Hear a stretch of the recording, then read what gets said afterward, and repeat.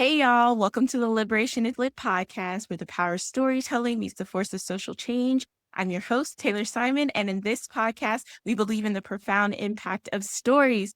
And I'm super excited to be here with author Rachel Runya Katz to talk about her new book. I don't think you can see it, but isn't it obvious? So, hey, Rachel, how are you today? I'm doing well. I had my launch in Seattle last night. So, tired but happy. Oh, congrats. Oh, I love to hear it. So, Rachel, can you kick us off by telling us a little bit about yourself as a writer and an author? Yeah, so I write contemporary romance. I like to joke that I write rom-trom-coms. That comes from a conversation when I had the call with my agent when she wanted to offer my first book. And I kept calling it a rom-com and she was like, you've given your characters a lot of trauma to be calling it that. And then I recounted to a friend who said rom-trom and then I got to rom-trom-com.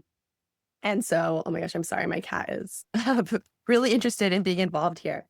Yeah, and so I just really think that that goes hand in hand, and for me, like, the best escapism does delve into some real world issues, and then people end up okay at the end, and to me, that feels a little bit more escapist than pretending the real world issues aren't there, and I understand why some people would gravitate toward the latter, but it just I prefer the former, and I'm a very character first writer, so I usually have like the characters come to me usually fairly fully formed. And oftentimes there's kind of like one scene that is already in my head, just like when I come up with it. And then I figure out what the premise, tropes, plot are after. And I always have like bits of dialogue like that I know they're going to say to each other just from inception floating around my head, even if it's happening like chapter 20, chapter 25. Like I already know it. And so kind of it's like always writing towards those touch points that I have. And I do think that that like really informs how my work ends up feeling because I'll have people kind of respond to my book saying like, this has this big like plot idea, but I ended up feeling like there was more of a focus on the characters. Like, yeah, that's definitely how I approached it. So that's you're picking up on something real, real there. And I love, love, love character driven books. And I love when, like you said, you can make like the real life bearable and show that people are coming out on the end. And I really like those books. Those are the romances I tend to gravitate Mhm. towards. So I just love that kind of like writing style, character focus, and not all bubblegum and rainbows. Mhm. So can you tell us about your newest book, Isn't It Obvious?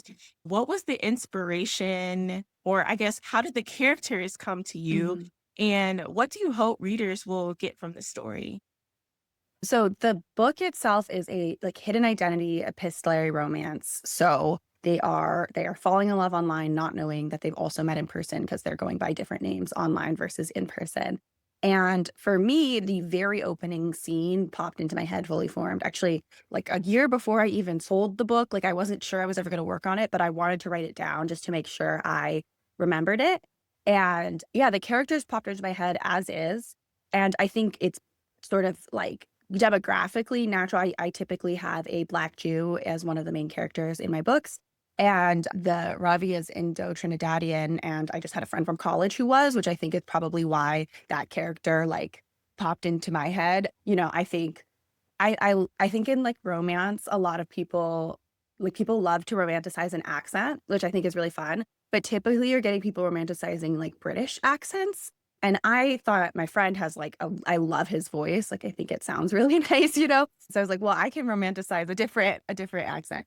So I think that's probably where some of that came from. But like really the characters were just like, oh, this is this scene, this is happening. But I wanted to write it down. And then I came at writing like the premise a little more from I really do like that kind of hidden identity epistolary romance. I had read The Neighbor Favor by Christina Forrest and The Art of Catching Feelings by Alicia Thompson and Love Off the Record by Samantha Markham. And I also really loved A Cinderella Story when I was a child. So I think I just like that kind of romance had been maybe simmering within me. And that's how I ended up approaching it. I think there was another part of your question that I am forgetting. I'm sorry. No, you're good. Just what do you hope readers get from this story? Right. Yeah. So, I mean, I think with all of my books, I really want people to just like feel something. I think that's like the biggest thing. I think even if you don't like it, if you've felt an emotion, I've succeeded in some way. I think that I also like, I think my conversation partner actually last night really articulated this well, which I think I was maybe more explicit about getting at in my second book, but she was saying that like in my work, I explore a lot of different types of love. And I think that's really true and like very much an intentional part of like my ethos as an author, because I do think that I'm not somebody who thinks that like romantic love isn't important. You know, I know that there's sometimes arguments about just like the conception of romance itself. Oh my God, I'm sorry. I need to move my cat. Okay. There's sometimes arguments that the conception of romance itself can be like anti-feminist because it's like implying that, you know, the only thing important to a woman's life is finding a romantic partner. I don't fully agree with that because I think that like the reality of romance it obviously could be like that, but it can be a lot more complex and a lot more like, you know, falling in love is a vulnerable experience. So being willing to get into that is like a really big deal. But I don't believe that romantic love is the most important or the only kind of love that somebody needs. And so trying to have a romance where like obviously the plot centers around two people for me obviously can be more falling in love, making sure that like I'm not communicating that that's the only love they need is just something I really think about. And so in this one, it's a lot about family being what you make it. And they both have complicated family dynamics. Yael's mom left when she was like a very, very little kid. And her dad then remarried another man. And so she has like two parental figures who are men and has known her mom her whole life, but doesn't like really have a parental relationship. And Ravi's brother, his wife just left him and like left their young daughter. And so Ravi's moved to Portland to help take care of this kid and like essentially becomes a co-parent. And his brother is like, for reasons that, you know, it gets into later in the book, his brother is like by far the most important family member to him. And I think that, you know, like communicating that these relationships are all like very important. Yeah, like both of them finding friendships in their lives, very important. And also like what a happy ending looks like for characters where like somebody is in this like parenting situation. You know, you end up with sort of like a non-traditional family unit. And for me, it's like communicating that all of this love is like what creates the happy ending, not only the romantic love. I think that's so cool because I recently read a book called Radical Intimacy, and it talks about that what you were talking about, referring to of romantic love being one type of love, but not the most important type of love or the only type of Mhm. love. And so I love that you include all of these other relationship types in your book and try to include it in all of your books. So I do want to ask you in this way specifically, or in any other ways, do you believe romance can be subversively revolutionary? I very much think it can be. I think it's dangerous if we assume that it is inherently. And that's something that I actually like. I'll talk to some of my author friends about a lot because I think being authors, you end up reading very widely, both because the genre you love and because you get asked to blurb. And sometimes it feels like, well, if this thing is popular, maybe I should read it to like understand what's happening with the market right now. But there are like romance does not like inherently entirely come from like a feminist lens. And I think like on the one hand, a genre written primarily by like women and people who aren't men, not exclusively, for predominantly women, people who aren't men, and focusing on their pleasure and like their focus, like that is subversive in a way, but like there are ways to do that that still adhere to like patriarchal roles. I think that there is a lot of sexual racism in romance. If you look at, and like a lot of this is about actually like trends of the genre as opposed to like necessarily content of individual books. I mean, part of how I started writing, like I'm in an interracial relationship where neither of us are white, we're both multiracial. And when I was seeing interracial romance, like when I was reading it, I like almost never saw ones where one of the like neither of the main characters were white, which like does have to do with, and like oftentimes a white man, not exclusively, but oftentimes it was the white man. And I think that often has to do with like the sexual politic of like who's attractive. I also think that like stuff about like romance men in MF romance often being very tall, often like described as having very large penises, like stuff like this, like really does actually can come back to like a politic of sexual racism and like why certain men aren't like spoken about as beautiful and same as certain women. I think in some ways it actually ends up affecting the men a little bit more because of who's writing, but like it does, you also read about a lot of very tiny women, which is like not my physical embodied experience and not most of ours, but like we really kind of talk about it in a certain way. So I guess in a lot of ways I'm talking about why it's like not, but I think it's because I want to like mention these things and also like how much of it is straight, how much of it is white, how much of it is like implied Christian. I'm saying this because I believe that in order for it to be subversive or revolutionary, like that has to be a deeply intentional choice. It's not something that happens just by virtue of it being like a quote unquote women for women genre. And yeah, so that being said, there are ones that are subversive. I think that like there's a lot of like really cool queer romance going on. I think like TJ Alexander's A Gentleman's Gentleman, which is like a historical trans man romance. I think that's just like a wonderful thing happening. Kennedy Ryan's Reel is like incredibly influential to me in terms of like how it combines. It's also very long, but like deserves to be. But like how it combines like the idea of like Black historical Hollywood into like a modern day love story and how that's informing it. Like I think people are doing it, but to assume that like if you just go into any romance bookstore and pick any book off of the shelf, that what you're getting isn't like repackaged patriarchy, like that would be a mistake. Yes, I totally agree. And I have read some romances and I'm just like, ooh, this is an example of a woman upholding patriarchy. Hmm. So, yes, but yes, authors making those intentional choices, but also publishers and book marketers and bookstores prioritizing and intentionally making choices to highlight the works by the more subversive writing and storytelling is really important as well. And I know you just said that you came from your book launch last night. Hmm. So definitely tiring work. What keeps you grounded in this work as an author?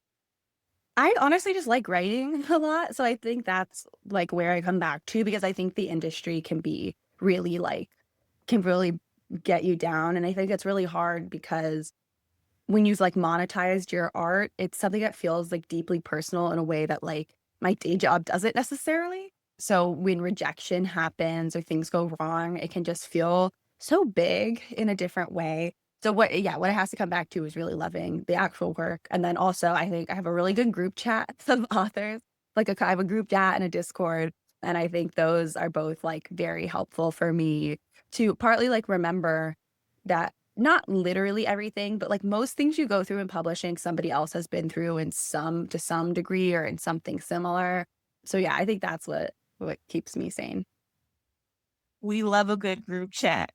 Yeah. It's important. I also think it's good. Sometimes I'm sure if you're like on author social or on book social media, you see that sometimes like people get themselves into trouble by what they say.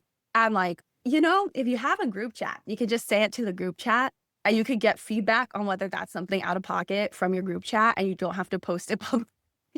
You don't have to get in trouble for your thoughts. Exactly. The amount of times I've seen posts about, oh, this should have been in the group chat, or Yeah. please keep these posts to the group chat. Just put it in the group chat. When in doubt, Or group chat. or even better, journal it out. Yeah, there's that too. Yeah. You don't even have to tell anybody. Right. And I know again you're kind of doing the launch and all of the things. Do you have any upcoming projects that you want to share? No, I'm working on something, but I don't know what will happen with it. I have more events, I guess. Well, when this airs, I'll have one event coming up in St. Louis on December 7th. I haven't announced that actually as I'm talking right now, but this will be coming out closer to that. So if you're in St. Louis or St. Louis area, please come see me with the novel neighbor. Mm, yes. Promote those events. St. Louis, where it's at, December. Remember, I'll put the link with the dates in the show notes and description so you won't forget and you can find all the information. And my last question for you is what advice would you offer listeners who want to make a positive impact in their community? I think, actually like going into the community is really important, like getting involved in something if there's any organizations around you that are doing good work. If not, you can honestly look them up. Like this is something you can find. I've often found opportunities to like work with other people kind of through friends. So just like keeping your ear to the ground is helpful. But I also think just like it is a going outside, like an intentional did you decide to spend your day if you're somebody who likes to spend your day reading, did you decide to do it on your couch or are you sometimes going to the public library or a bookstore that has stuff or whatever, a coffee shop? Like I actually think just like being in public with other people is a really helpful thing. And I think it sounds sort of trite, but I feel like after COVID, a lot of us got so used to shifting routines to inside the home. And I don't think we've all totally recovered that. So trying to be more intentional about that. I know for me personally, leaving the house after 5 p.m. is so difficult. I don't have a traditional 9 to 5 anymore, but if you make plans and it occurs, the further away from 5 p.m., the less likely I'm going to make it out my house. So I'm trying to shift back into that as well. But Mhm. yes, and a lot of us don't even know like our neighbors' names. Mhm. And I know that's something I'm intentionally like I say hi to my neighbors, but like I don't know their names yet.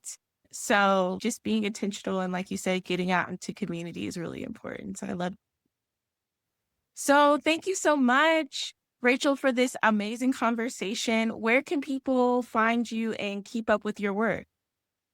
My website is my full name, rachelrunyakatz.com. And my Instagram is also Rachel Runya Katz. So will probably be on Instagram hiatus at some point soon because I like to do that after pub times. But my website, I keep updated. Awesome. And I will have all of those links in the show notes and description. And you can keep up with all of the good work there. And of course, I'm going to link where to get the book. Isn't it obvious? Check that out if you want a what did you say, rom-trom-com in your Yeah. life, which everybody needs this day and age. We need a little dose of reality, but also something light and fun. So I love that. Thank you so much for being a part of the podcast. And thank you, listeners. If you have stories you want to share, want to suggest any topics, or just want to connect, you can find us on Instagram, Facebook, and TikTok at Liberation is Lit, or visit our website at liberationislit.com. If you enjoyed the episode, please consider leaving a review. And remember, your voice matters, and together through the lens of stories, we're going to make a difference in the world. Until next time.